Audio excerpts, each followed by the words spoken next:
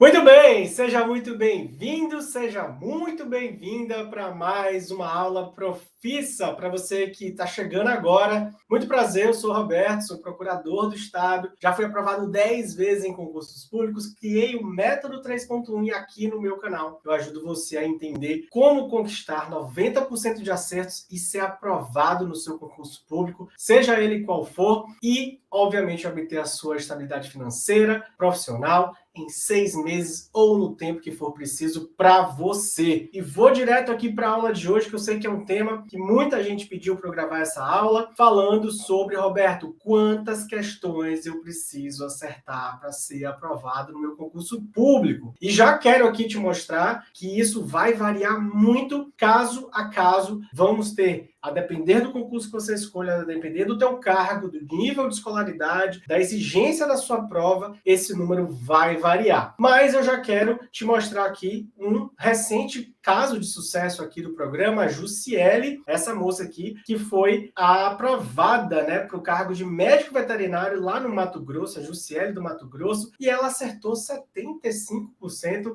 na prova objetiva, tá? Então, fica aqui já o meu primeiro alerta de que esse tema ele vai variar bastante e eu vou trazer alguns exemplos para você. Vou te ajudar a entender o que é que faz essa nota flutuar, Por que para algumas provas é mais, por que algumas provas é menos. Vou te alertar também para o fato de que notas baixas de aprovação não significam necessariamente uma prova mais fácil para passar e vou te dar um exemplo prático aqui de como você vai estudar o seu edital para compreender e onde você vai localizar essa nota que você precisa matar, As questões que você precisa matar para passar na sua prova, beleza? Então vamos lá, Primeira coisa, eu quero te explicar do que se trata o tal do ponto de corte ou nota de corte, tá? Você vai ver por aí pessoas explicando isso como, vai ser a nota mínima que eu preciso fazer para ser aprovado, para ficar classificado, para ficar dentro das vagas, ou mesmo para passar numa prova objetiva, caso o seu concurso ele seja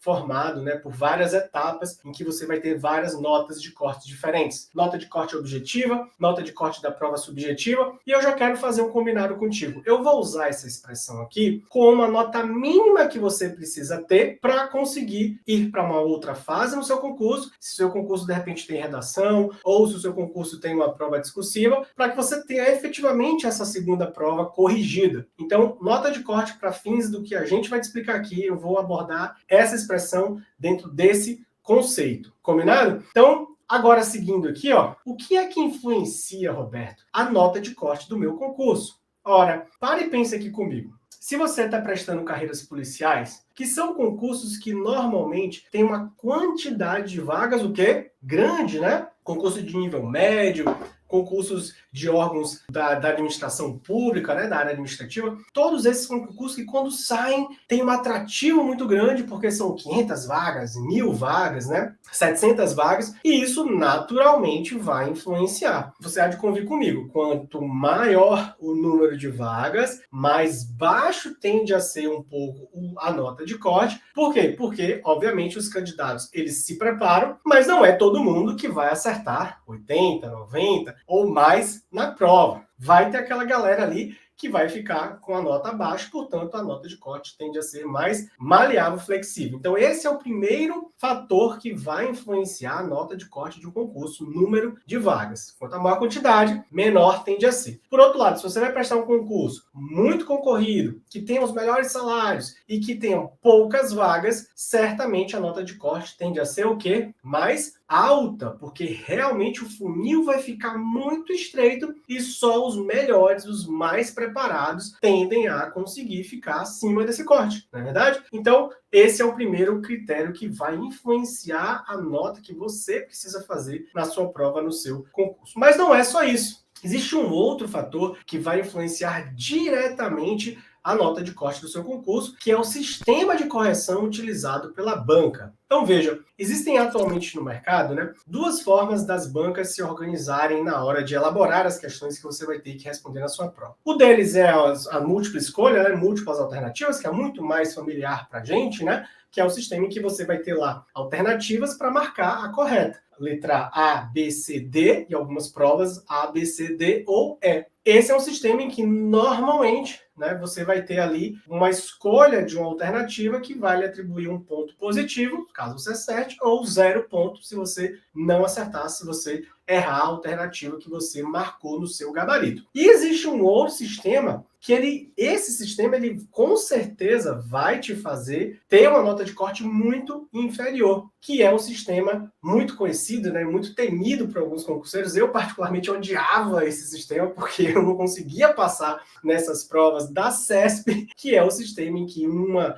questão que você acerte ou uma questão que você erre, diferentemente do outro sistema, vai influenciar sim no seu resultado final. Então, a CESP ela tende a fazer provas do sistema verdadeiro ou falso. Ao invés de você marcar B, C, ou D ou E, você só marca se aquela sentença, aquela afirmação, aquela frase lá que é a sua questão, é certa ou errada, é verdadeira ou falsa. Então, pô, Roberto, mas não é mais fácil, né? Você tem 50% de chance de acertar, você chuta. Aí que tá a pegadinha. E se você marcar e errar o gabarito oficial, você perde um ponto. Então, uma certa anula uma errada. Olha que interessante. Enquanto que no outro sistema, você tem A, B, C, D, E, em que nas questões que você não errar, mesmo que você chute e você erre, você não perde ponto. Então, é claro que esse sistema da banca CESP tem uma tendência natural de fazer com que a nota de corte fique muito mais baixa do que se ela fosse o outro sistema. E ó, eu já vi prova também em que as bancas estão misturando os dois sistemas. Elas fazem A, B, C, D, E, mas elas também acabam punindo com um decréscimo caso você erre na marcação. Beleza?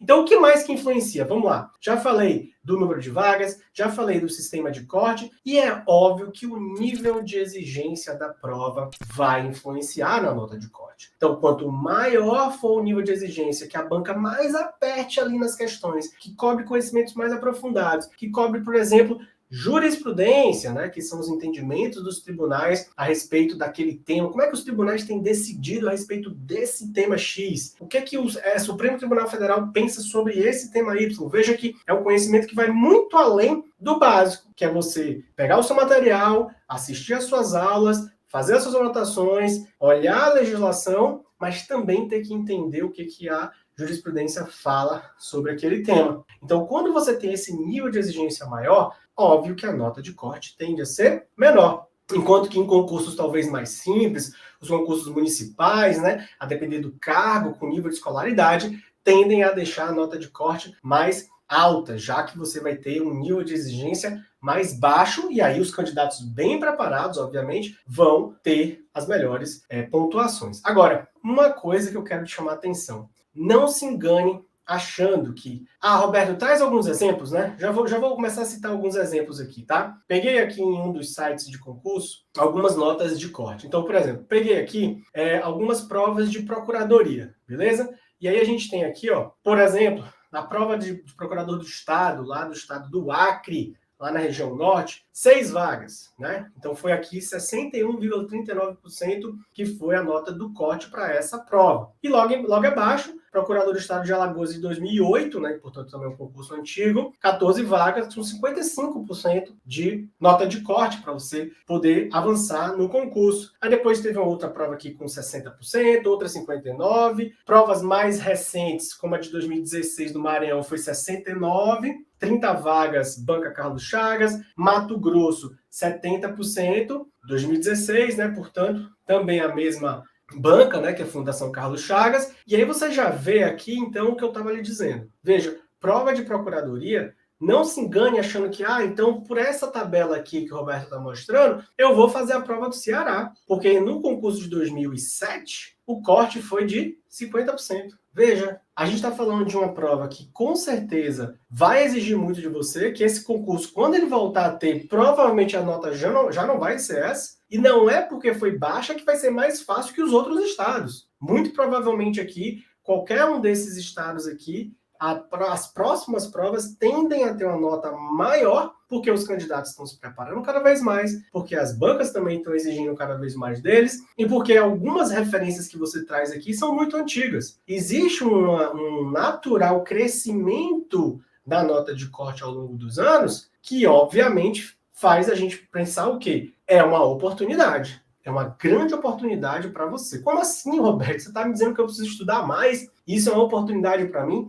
Exatamente. Porque se você souber se preparar, se você estiver muito organizado, se você souber estudar da melhor forma, você já se diferencia dos demais candidatos. Entenda, você não precisa ter medo de nota de corte. Você precisa ter medo de estudar de forma ineficiente. Você precisa ter medo de estar gastando as suas horas de estudo, para você que já está estudando, para você que está interessado em começar os seus estudos para concurso, sem estar realmente aprendendo. Porque não adianta fazer um estudo raso. Veja, a gente está aqui trazendo elementos que vão influenciar na sua nota de corte, que se você tiver com conhecimento raso, superficial, fizer só uma leiturinha ali e algumas questões, isso não vai bastar para você passar. Por isso que eu estou te falando que isso é uma oportunidade. E por que eu estou citando isso como uma oportunidade, a sua nota de corte cada vez mais alta? Porque o que eu vejo, pela minha experiência, pelas pessoas que me mandam perguntas e pelo próprio desempenho dos candidatos, que a grande maior parte não faz nem 50%, nem 40%, nem 30% nas provas, é porque o pessoal está se preparando muito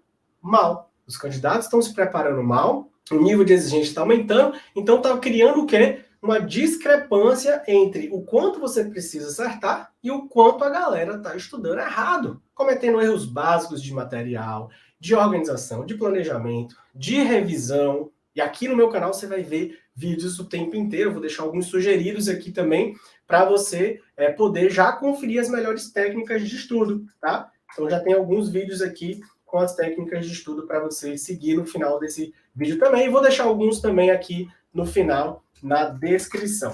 Então, perceba, é uma oportunidade. Se você se preparar bem, não importa a nota, você vai ser aprovado se você estiver estudando com qualidade. E como eu citei para você, né?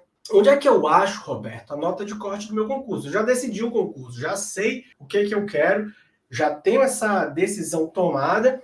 Você vai encontrar a nota de corte da sua prova no último resultado, na classificação final da última vez que o seu concurso foi realizado. Então, é muito simples você encontrar a nota de corte. Você vai entrar no site da banca examinadora do seu concurso, da última prova que foi, e vai baixar a classificação final. E lá vai ter a nota final de cada candidato. Assim você vai saber o quanto você precisa estudar para ser o próximo aprovado naquela prova. Agora, é claro, fazendo aqui um disclaimer, né? Um parêntese bem grande. A nota de corte, Roberto, diante de tudo que você está falando, de todas essas influências que você citou, ela vai ser a mesma? Não. Eu já disse que não vai ser a mesma, mas é uma excelente referência para você planejar os seus estudos, para você perceber onde você precisa melhorar, tá? E é muito importante que, diante desse cenário, né, diante dessa coisa do pessoal não estar estudando certo, de você ter dentro de você essa perspectiva de melhorar constantemente. É importante você ter um método que te faça estar o tempo inteiro aumentando o seu percentual de acertos no dia a dia, nos treinos, nos simulados, porque é isso que vai fazer com que você vá crescendo e você não vai precisar se preocupar com a concorrência, beleza? Agora, ó, como eu prometi, já que o assunto é para ajudar você a entender exatamente como funciona o corte de uma prova, quantas questões você precisa acertar, eu trouxe aqui um exemplo que eu vou compartilhar na tela com você, de um edital, veja só, de um edital, no caso aqui da Defensoria Pública do Estado do Mato Grosso, essa aqui, a Fundação Carlos Chagas, é a banca examinadora, tá? Edital recente, né, de 2022, quando foi aberto aqui as vagas para esse concurso, no caso aqui, para ingresso na classe inicial na carreira de defensor público, lá do estado do Mato Grosso, você vai ter aqui, então, portanto, vamos passear rapidamente aqui, né, das disposições gerais, aí você vai ter aqui o salário, você vai ter aqui também os requisitos para investidor, inclusive eu gravei um vídeo recente para você que é formado em Direito e tem interesse em ingressar na carreira jurídica, segue também aqui o link para você poder assistir e conferir essa aula que eu fiz a respeito das carreiras, né, onde eu expliquei um pouco mais sobre cada carreira jurídica e como que você pode ingressar nela e como você vai escolher também ela, tá? Então tem a exigência de ser bacharel em Direito, aí tem todos os requisitos aqui embaixo. Você tem o momento das inscrições, as datas, valores, onde você faz, como você faz, quem vai pedir isenção da inscrição, as regras. Portanto, o edital ele vai trazer todas as informações, né, fundamentais que você precisa tomar conhecimento. E lá embaixo, no item 8, se eu não me engano, olha só, você vai ter, portanto, os requisitos dessa prova preliminar, né, objetiva, dessa primeira fase, né? Então ela já vem aqui dizendo que ela de caráter eliminatório e classificatório. Como assim, Roberto? Se você não fizer uma determinada pontuação ou ficar abaixo da nota de corte, que foi como a gente combinou desde o começo dessa aula, né? Eu estou te explicando nota de corte a partir dessa perspectiva de avançar em etapas, né? Você vai ser eliminado, e quando é uma prova de caráter classificatório, vou aproveitar aqui que tem esses dois termos para explicar isso para você, é quando você, mesmo que não faça uma boa prova, você não é eliminado do certame, mas obviamente que você vai perder algumas posições na sua classificação ali. Então, para esse caso dessa prova, foram 100 questões objetivas, de múltipla escolha, olha só. Então, é A, B, C, D, E, 5 alternativas cada, portanto, não tem aquele sistema de uma certa nula, uma errada. Do material, né, do caso das disciplinas que estão no conteúdo programático, que vai estar lá embaixo no anexo, e ele traz, inclusive, olha só que interessante, né? Para você já entender os blocos das disciplinas e quantas questões de cada disciplina você vai encontrar na sua prova. Bem organizado o edital, né? Então veja que direito penal, por exemplo, que está nesse bloco 2 de matérias, com 34 questões, são 12 questões apenas dessa disciplina. É o maior número de todos, com certeza, portanto, é a matéria que você deveria começar estudando. Né? Se você vai prestar concurso para a Defensoria Pública aqui do Mato Grosso, ou mesmo Defensorias Públicas em geral, certamente penal e processo penal são as matérias que têm mais questões. Então veja que a estratégia já começa antes de você iniciar os seus estudos, né? E aqui embaixo, ele vai trazer justamente o que, galera? O critério de julgamento da prova objetiva, ou seja, como que é encontrado o corte nessa prova. Então, além de você ter a referência trazendo o último resultado da prova que você quer, como resultado final, como eu já expliquei, você baixa o resultado final para saber quanto o último aprovado daquela lista ali de aprovados fez para passar, você também tem que olhar o edital, o seu último edital, ou, obviamente, quando o seu edital for publicado, para você entender como é que a sua banca examinadora tende a fazer o julgamento dessa prova objetiva. Né? Então, aqui vem explicando que para você estar habilitado nessa prova objetiva, você tem que ter um mínimo de 60% de acertos do total. Veja, do total, ou seja, das 100 questões, você tem que acertar no mínimo 60. Se você acertar 59, você está eliminado. Roberto, e mesmo que ninguém acerte 59, o concurso vai para frente? Não. Perceba, esse é um critério de eliminação. Se você acertar 59, você está fora. E outra, tem um outro aqui, tem um outro critério aqui de julgamento. Vai ser considerado habilitado quem também atender cumulativamente, ou seja, acertar 60% do total da prova e também tiver o quê? Classificado até a posição 200, tá? Isso aqui, deixa eu explicar essa parte. O edital, ele está limitando a quantidade de pessoas que vão passar para a próxima fase. E isso tem um nome, se chama cláusula de barreira nos concursos públicos. Já ouviu falar de cláusula de barreira? É o seguinte, veja, mesmo que você, na hipótese dessa prova aqui, tenha feito 60 questões ou mais, se tiver mais de 200 pessoas e você for o número 201 a fazer 60 questões e todos os outros tenham feito 61, 62, 63, 200 na sua frente, você, pelo critério, primeiro critério, ou seja, eu acertei 60 questões, Alberto, das 100, eu estou eliminado se eu conseguir cumprir o primeiro requisito? Sim, porque no caso desse edital, existe a chamada cláusula de barreira. Que diabos é cláusula de barreira, portanto, Roberto? É a cláusula que vai restringir o quantitativo de candidatos que vão passar para a próxima prova, né, para a próxima etapa do concurso, mesmo que eles estejam habilitados, ou seja, mesmo que eles tenham atingido a pontuação mínima daquela prova. Então, para esse caso que a gente está analisando aqui, a cláusula de barreira é 200 candidatos. Portanto, não basta você fazer os 60%. Você tem que fazer os 60% e estar dentro dos 200 com as maiores notas. Então, óbvio que se você tiver empatado e o último candidato tiver feito 65, todo mundo que fez 65 entra. Mas quem tiver feito 64 já fica de fora, apesar de ter feito o mínimo. Então, a cláusula de barreira, ela sim existe, né? Em alguns casos, Roberto, é todo concurso que vai permitir que eu fique ali em 200? Não, tem concurso que vai limitar isso a 100, somente as 100 melhores notas. Então, a cláusula de barreira também é um critério que vai influenciar na nota de corte. Concorda comigo? E aqui vão ter as outras disposições, né, que você vai poder, a depender do seu concurso, estudar. Eu tentei aqui trazer essa visão geral para você começar a perceber o que é que faz você chegar lá. Como que você tem que planejar. Concurso público exige uma preparação, uma estratégia, é necessário você ficar ligado nisso, é necessário você, inclusive, ó, se você está gostando desse vídeo aqui, dessa aula profissa, já clica aqui do lado, ou é desse lado de cá, acho que deve estar desse lado aqui, e se inscreve aqui no canal, deixa o seu curtir e, obviamente, manda a sua pergunta aqui nos comentários. Se você ficou alguma dúvida, se você está estudando o seu edital específico e eu puder te ajudar, eu e minha equipe vamos te responder aqui nos comentários, tá? E se lembre de uma coisa, para a gente fechar a aula profissa de hoje. Eu sei que, principalmente para você que está começando a estudar agora do zero, quando você vai ver o seu edital, você vê aquela quantidade de matérias, eu sei que você pode estar pensando, nossa, mas é muita matéria para dar conta, é muita concorrência, eu não sou bom o suficiente. Cara, todo mundo começou do começo. Todo mundo teve um começo do zero. Eu tive um começo do zero, os meus alunos começaram do zero, todo mundo tem que começar. Agora, tenha a tranquilidade de começar do jeito certo. Queira se organizar. Se torne um candidato, uma pessoa, um concurseiro planejado, organizado. Isso faz toda a diferença para você dar conta de tanta matéria. Pare e pense que todo mundo começou do zero e todo mundo teve que enfrentar o que você vai enfrentar. E um monte de gente está passando. Por quê? Porque, como eu disse para você, é uma oportunidade. A maior parte das pessoas estuda errado. A maior parte das pessoas, elas não têm nem a paciência de escutar o que eu acabei de explicar. Elas não param nem para ir buscar essas informações.